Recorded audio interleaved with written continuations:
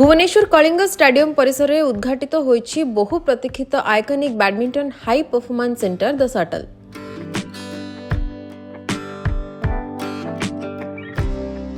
मुख्यमंत्री मोहन चरण माझी, आसाम मुख्यमंत्री तथा बैडमिंटन एसोसिएशन ऑफ इंडिया सभापति हेमंत विश्व शर्मा और अंतर्जातीय कोच पुलिला गोपीचंद यार उद्घाटन करिसेंति। विश्वस्तरीय training academy the shuttle badminton cork आकृतिर ही विराट स्टाडियम रे एबे लागिबो अंतर्जातीय स्तरर खेलाड़ींक गहली। एठार सृष्टि हेबे विश्वस्तरीय ओलंपियान।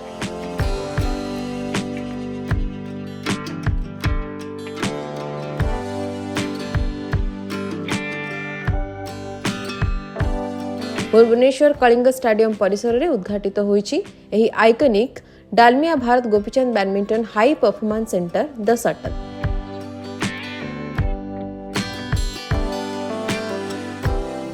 Bureau report, interview times.